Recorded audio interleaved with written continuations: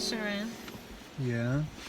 Do you think that jealousy is a necessary emotion? Ooh. God, that's a great question. I don't know what to say about jealousy because I feel like it seems really reasonable to me to think that it is like something like a natural trait, Yeah. a biological trait that quite possibly it shows up kind of through all peoples for all time. But I also very much think that it's greatly influenced by what we see growing up around us, the culture that we inherit, the lessons given to us by our family and peers. And so I think a lot of times that discomfort that I feel Yeah. of like, what is my self-worth now that this other person has done such and such? And we're talking about like romantic jealousy right now, right? Yeah, I was thinking about romantic jealousy. Is that how you meant it? Yeah, I guess I kind of meant it was more generalized because I was thinking about how I think I really like what you're saying about jealousy in a romantic sense, about how it's like influenced by our culture. And I also feel like jealousy is probably a really necessary emotion to have in nature, like where you see something that someone else has and you want it, even in order to survive or something. And so you steal it, but then you can survive. And so I think that jealousy actually can be a necessary emotion, but that it can also come out of balance. What's the difference between jealousy and envy in that case? I guess to me, envy seems like it's more materialistic, and jealousy seems more emotional. But I don't know the actual definitions, that's just my own. Okay. What do you think? I kind of like that definition. I never thought about that. Envy, I was thinking, was like wanting what someone else has. Yeah. And jealousy. And jealousy being more like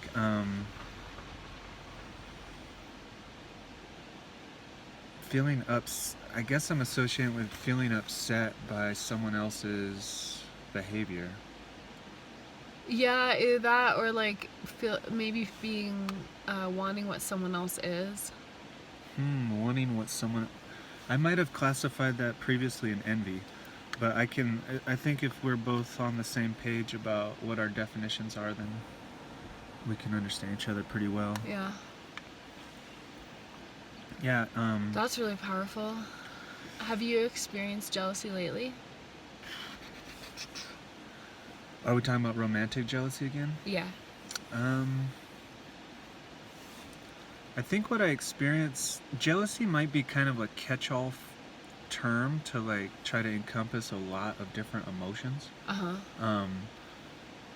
And so when I feel like I'm feeling insecure or I start to question my self-worth, maybe like the disruption that's roiling in me could be called jealousy. Yeah. And maybe it could be called by some other names too, but I guess what I have been thinking, what I've been noticing, taking note of is my self-worth connected to your behavior? Oh, wow, that's a really powerful one. Yeah, and do you feel like that comes up more in romantic relationships than it does in friendships? it seems like it comes up way more. It's like, dude, like I don't care. When I think about my sister, I think about this a lot. Like my sister, I don't care who she's with. Yeah. I don't care if where she's putting her fingers, her mouth, her little pieces, who's putting their pieces with. All I want from my sister is to smile, have fun. As far as other people, I just want them to take care of her and love her and give her, to respect her. Right. And I just want her to have a great time. And I don't care at all what she does. I don't care what time she comes home. Damn true. But in a romantic partnership, all of a sudden it's like this thing about my self-worth is connected to this other person's behavior. So if they do something that challenges me, I can feel like really upset in so many different ways. Like whatever emotion chooses to express itself because of that upsetness, it's all pretty much just coming down to the fact that my emotions are attached to this other person's behavior. And that's just so different than I experience with family members and with friends. It seems to not show up until I'm putting my wiener in that other person. And then all of a sudden it tends to rear its head. But Why do you think? Why do you attach your emotions to other people? well, that's where I kind of think like that would be a fun case to learn more about, like how potentially biological that is. If there's something about like, True. oh, that's maybe a hard case because like how does my chemistry change because my wiener went inside you? Yeah, he It could be taking seems- part of my DNA with you. But maybe there's a chemical change in my mindset or something. But I don't know. I'm in favor of the idea that like all of this stuff is basically culturally implanted, and that had I grown up in a society where it was just like, yeah, you just roll around with who feels fun, Right. and you touch and massage and you make love, and sexual penetration isn't that much different than a handshake, and it's just like a fun way to say hello. Besides being aware of, like pregnancy and STDs, but other than that, Right, but I mean emotionally. Yeah, Emotionally, it's not like emotionally, right. more. It's not. It's just like, hey, it's wow. It's like dogs sniffing butts. It's like, whoa, we should just. You're super cute. I'm feeling this. Let's screw. good to get to know you. And like I could just, if it was us and you did that with some other guy, and I could just high five you, and it'd be like, yeah, that was badass. Which, by the Right. way, I think we're getting closer to Right, yeah. kind of God. accomplishing that. Like, actually, this morning. I told you about someone who I had had sex with, and you hadn't heard about Yeah. this person yet, and it happens to be the person who seems to show up most frequently in your concerns. Just when you kind of imagine me being with another person, it has kind of been the go-to person for like causes you a bit of challenge. Yeah, it's really interesting because I We find gotta that check on our hot water. a lot of that is related to me not knowing anything about the person. And then I was actually reflecting that maybe if I knew more about that person, then I would feel a lot more comfortable. But actually, when we were sitting in the tent this morning, I got this sensation that came over me where I started to feel these disruptions coming up. And they were like these pieces of like, they almost looked like these like black ash flakes, but they were like particles of tension. And as they came up, I could feel myself getting tenser and tenser. And so instead I decided that I was going to practice surrendering. And so as the pieces of tension came up and I was feeling these pieces of tension make me tenser, I allowed them to come into my mindscape and show themselves to me and like really like be in that like energy presence that they were. And I didn't try to name them because I felt like that might make them into something that they weren't. And then I surrendered into love, and I like just surrounded those particles of tension with like this really soft love, and I could feel the particles melting, and it was almost like layer by layer as if they were like a rose or something, and just like all the particles of tension were like melting until I just felt complete love for you and your experience. And I felt like I could really listen to what you were saying the whole time, and that was like a really powerful practice for me. I want to encourage more of. That's like one of my. You told me about this earlier, and that is just like one of my absolute favorite descriptions of how to approach that situation. Just like so far, I've probably had more. It seems like I've had more emotional challenge with your sexual exploration. And the way you explain, just like taking, just watching these particles of disruption come and then just watching them dissolve with what you're calling love, it feels like something I can definitely learn from and put into practice on multiple levels, on multiple subjects. But I'm like really impressed by that. And I just think that's so beautiful and powerful that you're able to do that and like not just give lip service to it, but that you really actually dissolve that and be what it is to include that dissolution in your being. Yeah. What's your thoughts on jealousy? Like, do you, like if you had to separate it into biological and cultural, where would you place it?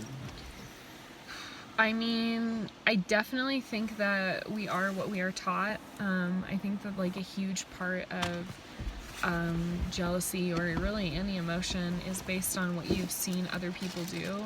And so I think that it's really easy to just like, basically like practice what you've learned, because how could you know any other way? But I also think that there's a personal practice in jealousy where responsibility comes in, because I think that just like, someone that has like anger issues, for example, and is like really angry all the time, they probably know that, like they have anger issues, and they probably have even wanted to work on them before, but I think that maybe because it's just too scary to practice a way that is uncommon, or maybe it's just like because it's too like you're leaping too much into the unknown. I think that jealousy kind of remains one of those where it's like it's easy to kind of like give up on creating a better path towards love from jealousy. It's easier to do that than it is to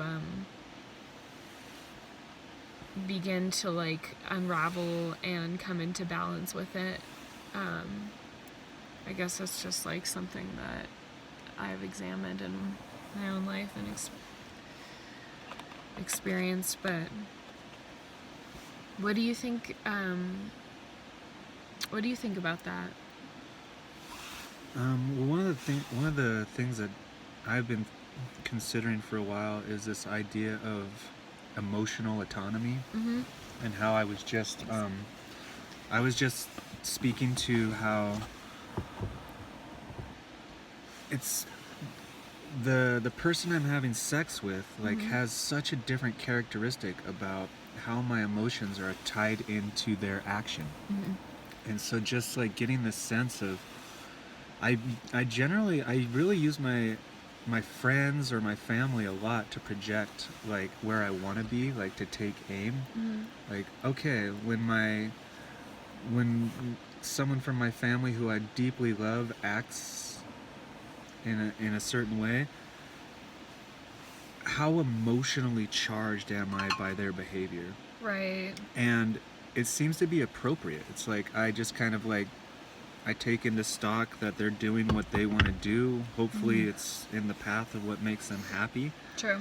And I just don't like start taking it into the realm of like, oh, but now I'm useless and I need to change myself and there's all these qualities that are deficient in me. But like with this sexual partner, that comes up so much. This feeling that like there's something deficient in me because this other person is interested in exploring somebody else sexually. And so I just take aim at like I want to approach my sexual partner the way I approach my friends and family. Like I'll just remain more emotionally autonomous, realize they're a totally self-contained entity doing what makes them happy.